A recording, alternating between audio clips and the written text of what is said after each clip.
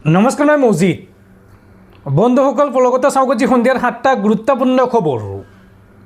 প্ৰথমটো খবৰ, ভাৰতত বৰ্তমান 100টা ইঞ্জিনিয়াৰৰ ভিতৰত 80টা ইঞ্জিনিয়াৰে নিবনুৱা।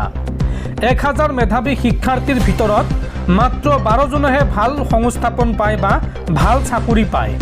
পঢ়া শুনা কৰিলে চাকৰি পোৱাটো ছিষ্টেমৰ এটা ডাঙৰ ফাঁকি। এই ছিষ্টেম কেতিয়া সলনি হ'ব? এই প্ৰশ্ন কংগ্ৰেছ নেতা ৰাহুল গান্ধীৰ। আজিৰ দিনত 100টা ইঞ্জিনিয়াৰৰ ভিতৰত 80টাই নিবনুৱা। পঢ়া শুনা কৰিলে চাকৰি পোৱাটো এই শিক্ষা ব্যৱস্থাৰ এটা ডাঙৰ ফাঁকি। 1000 মেধাৱী শিক্ষাৰ্থীৰ ভিতৰত মাত্ৰ 12জনেহে এটা ভাল দৰমহাৰ চাকৰি কৰে। ভাৰতত এই ছিষ্টেম কেতিয়া সলনি হ'ব? ভাৰতৰ শিক্ষা ব্যৱস্থাই শিক্ষাৰ্থীসকলক হতাশাত পেলায়। শিক্ষাৰ্থীৰ কোনো এটা আশাকেই আমাৰ ছিষ্টেমে সন্মান নকৰে। বিৰোধী দলপতি ৰাহুল গান্ধীয়ে এই সন্দৰ্ভত আৰম্ভ কৰিছে নতুন অভিযান। ৰাজস্থানৰ কোটাত শিক্ষাৰ্থীসকলৰ লগত ৰাহুল গান্ধীৰ বৃহৎ সমাৱেশ। ছেভ এডুকেশ্যন ছেভ ইয়ৰ ফিউচাৰ এই সমাৱেশত ডাঙৰ মন্তব্য ৰাহুল গান্ধীৰ। ৰাহুল গান্ধীয়ে কয় যে এতিয়াৰ পৰা কোনো ছাত্ৰ ছাত্ৰীয়ে যাতে চৰমপন্থা গ্ৰহণ নকৰে সেয়া নিশ্চিত কৰিব লাগিব। শিক্ষাৰ্থীৰ সপোন কেতিয়াও পূৰণ হ'ব নিদিয়ে এই শিক্ষা ব্যৱস্থাই। ৰাজহুৱা খণ্ডৰ শিক্ষা ব্যৱস্থা ধ্বংসৰ গৰাহলৈ গৈছে আৰু ইয়াৰ পৰিৱৰ্তে ব্যক্তিগত খণ্ডৰ শিক্ষা ব্যৱস্থা অতি ব্যয়বহুল হৈছে। ভাৰতৰ শিক্ষা ব্যৱস্থাই দুখীয়া মধ্যবিত্তৰ পৰা এটা পৰীক্ষাৰ বাবদেই লয় সমগ্ৰ শিক্ষা খণ্ডৰ বাজেট। ভাৰতত প্ৰতি বছৰে 22 লাখ পৰীক্ষাৰ্থীয়ে নীটৰ পৰীক্ষাত বহে আৰু এইসমূহ পৰিয়ালৰ পৰা চৰকাৰে লয় 1,32,000 কোটি টকা আৰু সেইসমূহ টকাই ভাৰতৰ সমগ্ৰ শিক্ষাৰ বাজেট। এই মন্তব্য কংগ্ৰেছ নেতা ৰাহুল গান্ধীৰ।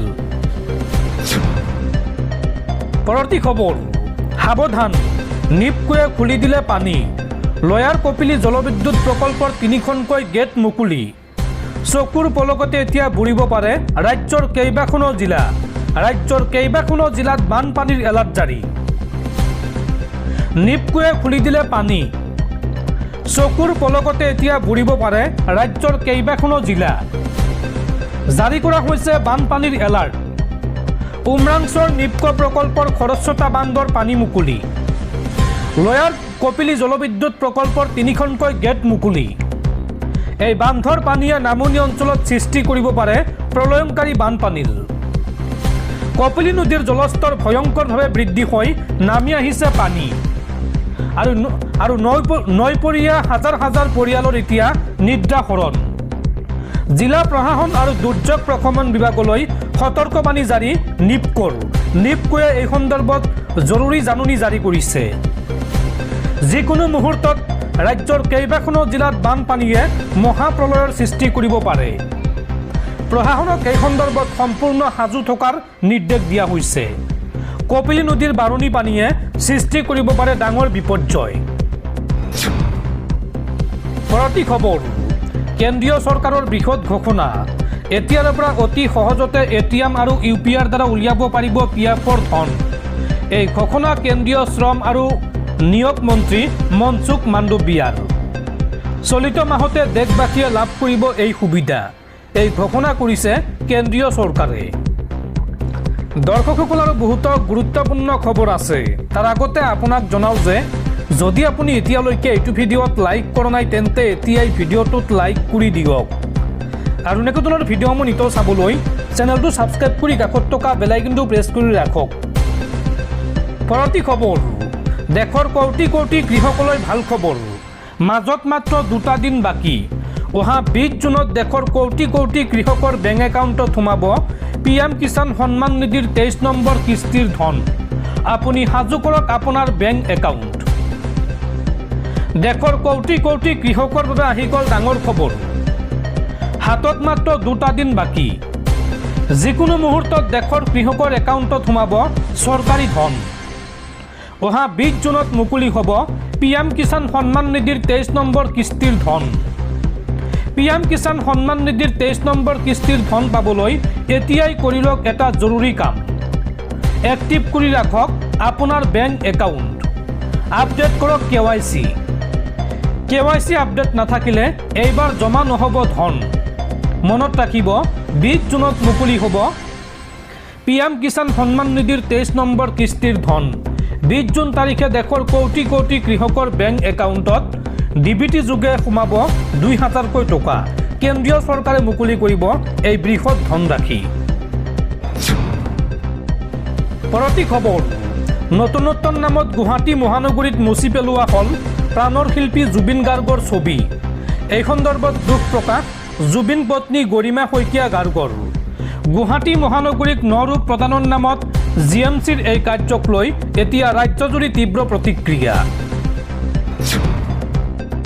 পৰৱৰ্তী খবৰ, আন্তঃৰাষ্ট্ৰীয় বজাৰত খাৰুৱা তেলৰ দাম কমিলেও ভাৰতত দাম নকমে পেট্ৰল, ডিজেল আৰু LPGৰ। এই মন্তব্য কেন্দ্ৰীয় পেট্ৰলিয়াম, প্ৰাকৃতিক গেছ আৰু পৰ্যটন বিভাগৰ ৰাজ্যিক মন্ত্ৰী সুৰেশ গোপীৰ। আন্তঃৰাষ্ট্ৰীয় বজাৰত খাৰুৱা তেলৰ মূল্য হ্ৰাস পালেও তৎক্ষণাৎ ভাৰতত দাম কমাব নোৱাৰি ইন্ধনৰ। কম মূল্যৰ তেল ভাৰতত উপনীত হ'বলৈ সময় লাগিব। ইন্ধনৰ মূল্য বৃদ্ধিক লৈ চলি থকা আলোচনাৰ মাজতে এই মন্তব্য কৰে কেন্দ্ৰীয় পেট্ৰলিয়াম, প্ৰাকৃতিক গেছ আৰু পৰ্যটন ৰাজ্যিক মন্ত্ৰী সুৰেশ গোপীয়ে। সাংবাদিকৰ সৈতে বাৰ্তালাপত গোপীয়ে কয় যে শেহতীয়াকৈ ইন্ধনৰ মূল্য বৃদ্ধিত প্ৰতি লিটাৰত প্ৰায় 3 টকা 94 পইচাহে প্ৰভাৱ পৰিছে। কিন্তু বিশ্ব বজাৰত খাৰুৱা তেলৰ মূল্য হ্ৰাস পোৱাৰ লগে লগে সেই প্ৰভাৱ আঁতৰাই মূল্য হ্ৰাস কৰাটো সম্ভৱ নহয়। কেন্দ্ৰীয় ৰাজ্যিক মন্ত্ৰীজনে কয় যে কম মূল্যৰ খাৰুৱা তেল ভাৰতলৈ আনিবলৈ সময়ৰ প্ৰয়োজন হয়। হৰমুজ প্ৰণালী অতিক্ৰম কৰি সেই তেল দেশত আহিব লাগিব। বৰ্তমান জাহাজ চলাচলৰ ওপৰত অতিৰিক্ত চাপ পৰিছে, সেয়েহে পৰিস্থিতি স্বাভাৱিক হ'বলৈ কিছু সময় লাগিব। পৰৱৰ্তী খবৰ, অসম বিধানসভাৰ নতুন উপাধ্যক্ষ হ'ব ডাক্তৰ হাব্বে তেৰণ। নৱগঠিত আমৰি বিধানসভা সমষ্টিৰ বিধায়ক ডাক্তৰ হাব্বে তেৰণ। পৰৱৰ্তী খবৰ, ৰাজ্যত পুনৰ অবৈধ বাংলাদেশী নাগৰিকক আটক। এইবাৰ প্ৰেমিকক সাক্ষাৎ কৰিবলৈ আহি অসম আৰক্ষীৰ জালত পৰিল বাংলাদেশৰ প্ৰেমিকা। ইমিগ্ৰেশ্যনৰ সময়তে বৰঝাৰ বিমানবন্দৰত ধৰা পৰিল ঢাকাৰ যুৱতীগৰাকী। দালালৰ জৰিয়তে ত্ৰিপুৰা সীমান্তৰে সোমাইছিল যুৱতীগৰাকী। দিলে এই সন্দৰ্ভত বিস্ফোৰক স্বীকাৰোক্তি আৰু ভাৰতত প্ৰৱেশ কৰিয়েই ব্যৱহাৰ কৰিছিল পশ্চিমবংগৰ দক্ষিণ দিনাজপুৰৰ ঠিকনা।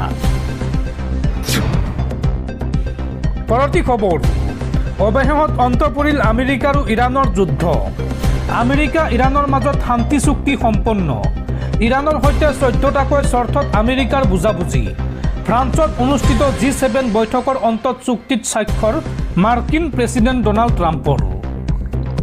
কি আছে আমেৰিকা আৰু ইৰাণৰ মাজৰ এই বুজাবুজি চুক্তিত, চাওঁ আহক। 14 দফীয়া বুজাবুজিৰ চুক্তিত স্বাক্ষৰ আমেৰিকা আৰু ইৰাণৰ। লেবাননকে ধৰি সকলো গোটৰ বিৰুদ্ধে সামৰিক অভিযান স্থায়ীভাৱে বন্ধ কৰা। দুয়োখন দেশে আক্ৰমণ প্ৰত্যাক্ৰমণ বন্ধ কৰিব।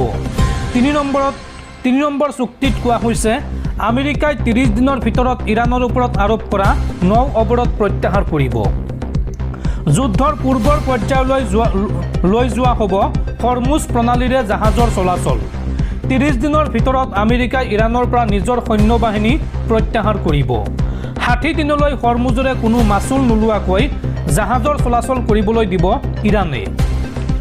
পাৰমাণৱিক অস্ত্ৰ কেতিয়াও প্ৰস্তুত নকৰিবলৈ ইৰাণৰ সন্মতি।